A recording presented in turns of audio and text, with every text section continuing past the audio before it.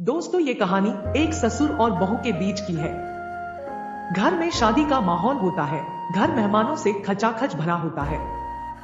ऐसे में 55 साल का सुरेश घर में जगह ना होने की वजह से अपने सोने का इंतजाम छत पर एक बंद पड़ी कोठरी में करता है। कभी रात के अंधेरे में कोई उसके कमरे में आता है। उसे ना चाहते हुए भी वो सब करना पड़ता है। कहानी को विस्तार से जानने के लिए वीडियो में आगे बने रहें। दोस्तों, अगर आपको हमारी कहानियां पसंद आती हैं, तो वीडियो को लाइक और चैनल को सब्सक्राइब करना ना भूलें, क्योंकि इस चैनल पर आपको और भी बहुत सारी दिल खुश करने वाली कहानियां मिलेंगी। सुरेश एक सरकारी विभाग में उच्च पद पर कार्यरत है। उसके रिटायर होने में बस अब कुछ ही साल बचे हैं। उसने अपना सारा जीवन कर्मठता और सादगी से जिया है। अपनी पत्नी के अलावा उसने कभी भी किसी दूसरी औरत की तरफ नहीं देखा और न ही कभी इन चक्करों में वो पड़ा। हाँ, कभी कभी अपने एक खास दोस्त के साथ महीने 2 महीने में पीने पिलाने का दौर चल जाता है, बस। सुरेश के घर में उसकी पत्नी सुमन, एक बेटा और एक बेटी है। बेटे का विवाह उसने पिछले साल ही कर दिया था। वह भी एक अच्छे बैंक में अच्छे पद पर कार्यरत है। उसके बेटे की पत्नी अर्थात उसकी बहू रजनी बहुत सुंदर और शालीन है। उसने MBA किया है, लेकिन कोई जॉब नहीं किया। उसे गृहिणी रहकर मालकिन बने रहना ज्यादा पसंद है। सुरेश की बिटिया ने B.Tech किया और अब वह एक मल्टीनेशनल कंपनी में अच्छे पद पर है। सुरेश ने अपनी बेटी का ब्याह भी अभी उसने 3 दिन पहले ही किया है। अब बात उस रात की। बिटिया के ब्याह और विदा हुए आज तीसरा दिन था। घर अभी भी मेहमानों से भरा हुआ था। थकावट तो बहुत थी, लेकिन मानसिक शांति और सुकून भी हो चला था। आप सबको तो पता ही है कि शादी ब्याह के माहौल में इंसान चकरघिन्नी बन के रह जाता है। काफी कुछ अब निपट चुका था, लेकिन अभी भी काम बहुत बाकी था। कई लोगों का हिसाब किताब भी करना था, शामियाना वाला, गाड़ी वाले, कैटरर वगैरह। मन इस उधेड़बुन में उलझा था कि उसकी पत्नी सुमन की आवाज से सुरेश की तंद्रा भंग हुई। चाय पियोगे जी? वो पूछ रही थी। दोपहर के बाद 4 बजने वाले थे। सो चाय पीने का मन तो हो ही रहा था। सुरेश ने उसकी तरफ देखा और अपनी सहमति दे दी। अभी लाई, वो बोली। कुछ ही देर में वो 2 कप चाय लेकर आई और सुरेश के बगल में कुर्सी लगाकर बैठ गई। सुरेश ने देखा उसके चेहरे पर भी थकान के चिन्ह झलक रहे थे। उसने चाय की चुस्की ली और फिर मुस्कुरा के अपनी पत्नी की तरफ देखा। ऐसे क्यों देख रहे हो? आपको चाय अच्छी नहीं लगी क्या? चाय तो बहुत अच्छी है, लेकिन आज तो मेरा कुछ और मन हो रहा है। 1 महीने से ऊपर हो गया। ऐसा कहकर सुरेश ने उसकी जांघ पर अपना हाथ रख दिया। हटो जी, आपको तो बस हमेशा एक ही बात सूझती है। बच्चे बड़े हो गए, शादियां हो गई, लेकिन आपको तो बस एक ही चीज दिखाई देती है।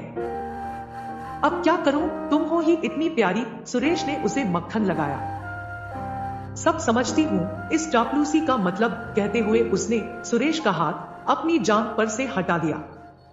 अरे मान भी जाना, आज मेरा बहुत मूड बन रहा है। मेरा यह पप्पू बड़ा बेचैन है तेरी पिंकी से मिलने को। नहीं जी, कोई चांस नहीं है। घर पूरा मेहमानों से भरा पड़ा है। कुछ दिन और सब्र कर लो, फिर पप्पू और पिंकी का मेल मिलाप करवा लेना, वो बोली और उठकर चली गई। सुरेश ने भी वक्त की नजाकत को समझते हुए अपना ध्यान दूसरी जरूरी बातों पे लगाया और मेहमानों के डिनर और सोने का इंतजाम करने में व्यस्त हो गया। सब कुछ निपटाने के बाद आधी रात से ऊपर हो ही चुकी थी। सब लोग जहां तहां सोए पड़े थे। सुरेश का मन भी सोने का हो रहा था। इसी चक्कर में उसने सारे घर का चक्कर लगा लिया, लेकिन कहीं भी कोई गुंजाइश नहीं मिली। तभी उसे छत पर बनी एक कोठरी का ख्याल आया। वो कोठरी कोई 8 बाई 10 का कमरा था, जिसमें बेकार का फालतू सामान पड़ा रहता था, जिसे ना तो इस्तेमाल में लाते हैं और ना ही फेंकते बनता है।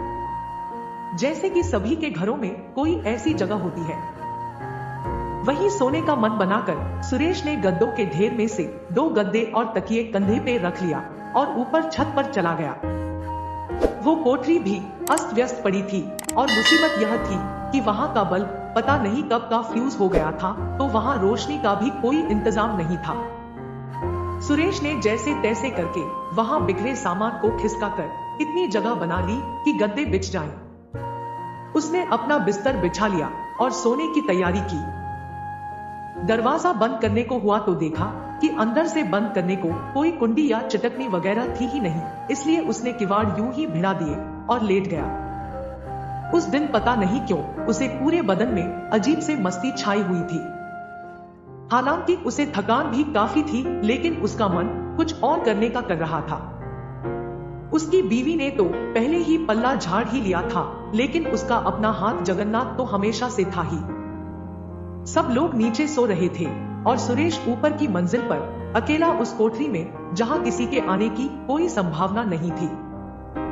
समय भी रात के 12 बजे से ऊपर का ही हो रहा था, इसलिए सब तरफ से निश्चिंत होकर वो लेट गया और अपने हाथों से पकड़कर उस पर हाथ फेरने लगा। जब कोई भी इंसान अपने हाथ से ही अपना काम करता है तो उसके लिए वो पल बहुत ही आनंददायक होता है। उसे उस पल कुछ और नहीं सूझता। सुरेश भी अपनी आंख बंद करके अपने काम में व्यस्त था। ऐसा करने का उसका एक अपना ही स्टाइल है। वो अपने हाथ का इस्तेमाल ऐसे करता है जिसकी वजह से उसकी छूट भी काफी तेज और आनंददायक होती है। उसे ऐसा करते करते कुछ ही मिनट हुए होंगे कि तभी कोठरी का दरवाजा धीरे से चरमराहट की आवाज लिए खुल जाता है और बाहर की हवा खुशबू का एक झोंका लिए कोठरी के अंदर प्रवेश करती है। वो सन्ना रह गया। उसके हाथ जहां जिस अवस्था में थे उसी अवस्था में रह गए। उसे इतना भी मौका नहीं मिल पाया कि वो अपने आप को सुव्यवस्थित कर पाए। उसने देखा दरवाजे पर कोई साया खड़ा था। तभी उस साये ने भीतर कदम रखा और अपने पीछे दरवाजा वापस भिड़ा दिया और उसके पहलू में आकर लेट गया। उसके कोठरी में प्रवेश करने के साथ ही साथ उसके बदन से उठती भीनी भीनी महक से पूरी कोठरी रच बस गई। अचानक उस साये ने सुरेश की तरफ करवट ली और उसे अपने बाहुपाश में जकड़ लिया। सॉरी जानू, आने में थोड़ी देर हो गई, गुस्सा तो नहीं होना? कहते हुए उसने उसे गले से लगा लिया। उसकी आवाज को पहचान कर जैसे सुरेश के ऊपर वज्रपात हुआ और उसका दिमाग सुन्न सा हो गया। वो उसकी इकलौती पुत्र वधू रजनी थी जो उसे गले लगाते हुए ऐसा बोल रही थी। रजनी उसे गलती से अपना पति समझकर ऐसा कह रही थी। कुछ ही पल के लिए सुरेश जड़वत सा हो गया। उसकी सांसें बेतरतीब हो गई और पसीना आने लगा और उसे लगा जैसे हार्ट अटैक आ जाएगा। बहू रजनी लगातार उसे अपने अंक में समेट रही थी और उसके सीने पर फिरती उसकी हथेलियां उसे जहां तहां जकड़ने लगी थी। फिर उसने अपना एक पैर उठाकर उसके ऊपर रखा। उसकी मांसल जांघ का उष्ण स्पर्श सुरेश को अपने सीने पर महसूस हो रहा था। पता है तुम गुस्सा हो मुझसे। 11 बजे आने को बोला था ना आपने, अब तो शायद 1 बजने वाले हैं। क्या करती वो इंदौर वाली, जबलपुर वाली और झांसी वाली भाभियां मुझे उठने ही नहीं दे रही थी। सब अपने अपने किस्से सुना रही थी कि उनके वो कैसे कैसे और क्या क्या करते हैं। अरे अब मान भी जाइए ना, कुछ तो कहिए, सच में सो गए क्या? उठो ना, पूरे 2 महीने होने वाले हैं। आ भी जाओ अब। कहते कहते उसकी बहू रजनी ने उसे कस के पकड़ लिया। हे ईश्वर, यह कैसी घड़ी आन पड़ी मुझ पे। सुरेश ने मन ही मन भगवान का स्मरण किया। अपने जीवन में कभी किसी पर स्त्री को छूना तो दूर, कभी कुदृष्टि से भी नहीं देखा। और आज उसकी पुत्र वधू, जिसे उसने हमेशा अपनी बेटी ही समझा, उसकी बेटी जिसका विवाह अभी 3 दिन पहले ही हुआ है। यह रजनी तो उससे भी 2 वर्ष छोटी है उम्र में। अब क्या करे वो? क्या वो रजनी को डांट दे? बता दे उसको कि वो उसका पति नहीं, उसका ससुर है। नहीं नहीं, अगर उसने ऐसा किया तो वो शर्म से जीवन भर उससे आंख नहीं मिला पाएगी। और क्या पता वो लज्जावश कोई और घातक कदम उठा ले तो। ये सब सोच के वो चुपचाप और निष्क्रिय रहना ही ठीक समझा। मन ही मन भगवान से प्रार्थना भी कर रहा था कि वो बेकसूर है, विवश है। भगवान उसे क्षमा करना, और जो इस अंधेरी कोठरी में घट रहा है वह सदैव ही अंधेरे में ही रहे। इसी में सबका और इस घर का कल्याण है। सुरेश का मन तो बुझा हुआ था और छटपटा रहा था कि इस विवशता से उसे कैसे मुक्ति मिले।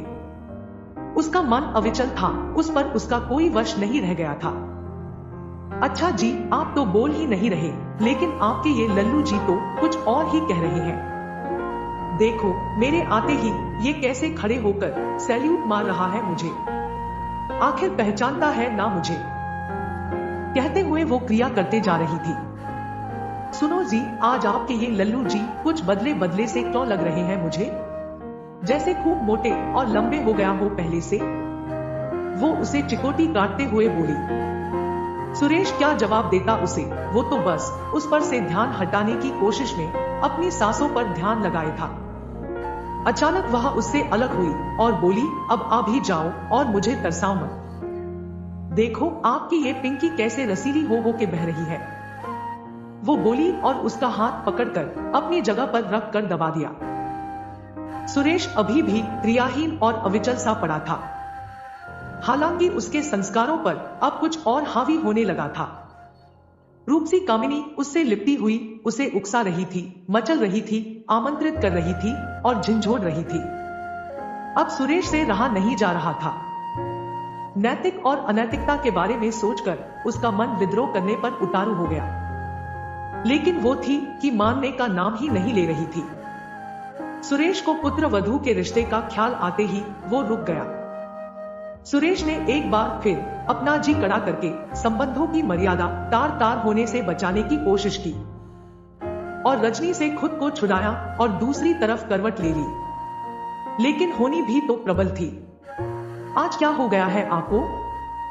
अब ऐसा भी क्या गुस्सा जी, ऐसे तो कभी भी नहीं किया आपने। सुरेश चुप रहा, बस इसी सोच में था कि जैसे तैसे इस पाप के कुएं से वो बाहर निकल पाए। बस कहानी जारी रहेगी। दोस्तों, अगर आपको ये कहानी पसंद आई तो अपने दोस्तों को शेयर करें, और अगर आप चैनल पर नए हैं तो सब्सक्राइब करें और नोटिफिकेशन बेल दबाना न भूलें। अपना और अपने परिवार का ख्याल रखें। मिलते हैं नई कहानी के साथ, तब तक के लिए धन्यवाद।